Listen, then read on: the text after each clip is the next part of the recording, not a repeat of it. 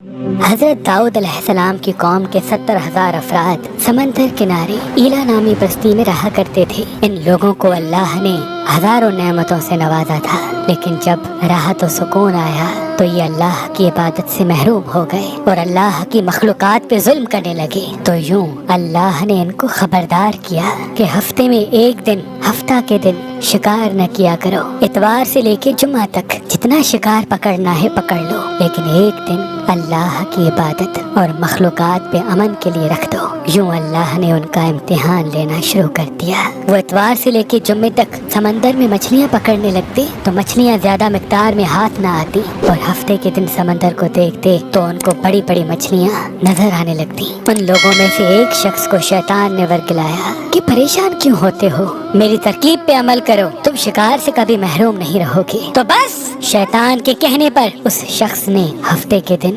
کانٹا لگا کے ڈوری کو سمندر میں ڈال دیا تاکہ مچھلی پھنسے، اور شیطان نے کہا اس مچھلی کو تم اتوار کے دن نکالنا، اور یوں ہفتے کی حرمت بھی باقی رہے گی اور تمہارا شکار بھی ہو جائے گا۔ بس شیطان کی بتائی ہوئی ترکیب پہ ہفتے کے دن مچھلی پھنسی رہی اور وہ اتوار کے دن نکالتا اور خوشی سے کھاتا۔ جب آس پاس کے لوگوں نے پوچھا تو ان کو بھی یہ ترکیب بتانے لگا، اور یوں اس قوم کے کچھ لوگ ہفتے کے دن مچھلی پکڑنے کے لیے جال پھینکتے اور اتوار کے دن نکالتے، اور کچھ نے تو اس سمندر میں سے نالیاں بنا کے چھوٹے چھوٹے تالاب بنا دیے، کھڈے بنا دیے، تاکہ ہفتے کے دن جیسے ہی مچھلیاں یہاں سے گزریں تو ان تالاب میں پھنس جائیں اور ہم اتوار کو ان مچھلیوں کو نکال کے پکا کے کھائیں گے۔ اس گاؤں میں کچھ اللہ کے خاص بندے بھی موجود تھے جو کہنے لگے، اے لوگو، اللہ نے ہفتے کے دن شکار کرنے سے منع کی ہے۔ یہ جو تم جال پھینکتے ہو یا چھوٹے چھوٹے تالاب بناتے ہو، ان میں ہفتے کے دن اگر مچھلی پھنستی ہے تو یہ شکار ہفتے کے دن کا ہوگا۔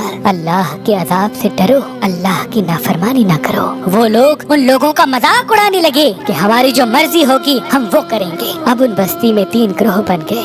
ایک ان 70,000 میں وہ لوگ تھے جو ان نافرمان لوگوں کی بار بار اصلاح کرتے، دوسرے وہ جو ان لوگوں سے نفرت کرتے اور خاموشی اختیار کیے ہوئے تھے، اور تیسرے وہ جو گمراہ ہو کر اللہ کی نافرمانی کر رہے تھے۔ تو یوں نیک بندوں نے اس بستی کے بیچ میں سے دیوار کو کھڑا کر دیا اور یہ حکم نافذ کیا کہ اللہ کی نافرمانی کرنے والے اس طرف ہو جائیں اور ہم جو اللہ کے فرما بردار ہیں وہ اس طرف رہیں گے۔ وہ صالح لوگ بار بار ان سے کہتے رہے، اے لوگو، اللہ سے ڈرو، قوم سمود، قوم لوط کا جو حشر ہوا اس کو یاد کرو، اللہ کی نافرمانی نہ کرو ورنہ تم پہ بھی کوئی عذاب آئے گا۔ وہ سارے نافرمان جن کی تعداد تقریباً 12,000 تھی، سب ہنستے رہے کہ یہ تو سب کتابی باتیں ہیں، ہم پہ کوئی عذاب نہیں آئے گا۔ بس جیسے ہی وہ گروہ 2 حصوں میں تقسیم ہو گیا، ایک وہ جو اللہ کے فرما بردار بندے دیوار کے اس طرف تھے، اور دوسرے وہ جو نافرمان بندے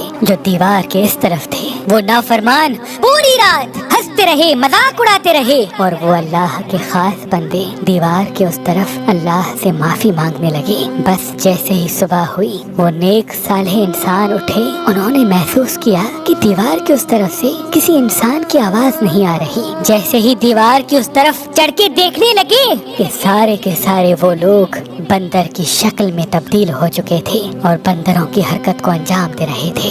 وہ جو صالح لوگ دیوار سے ان بندروں کو دیکھنے لگے، ان صالح لوگوں میں سے جو ان کے رشتہ دار تھے، انہوں نے ان بندروں کے کپڑوں سے اپنے رشتہ داروں کو پہچانا اور چیخ کے رونے لگے، اللہ سے معافی مانگنے لگے۔ لیکن اللہ کا عذاب جب آتا ہے تو وہ ہو کے رہتا ہے۔ وہ 12,000 لوگ جو بندر بن چکے تھے کچھ بھی کھا پی نہیں سک رہے تھے، اور یوں 3 دن بعد وہ اس عذاب میں آ کر فنار ہو گئے۔ بے شک اللہ ان بندوں کو پسند نہیں کرتا جو اللہ کی نافرمانی کرتے ہیں۔ اے اللہ، ہم سب کو اپنا فرما بردار بندہ بنا، ہم کو ویسا بنا جیسا تو ہمیں دیکھنا چاہتا ہے۔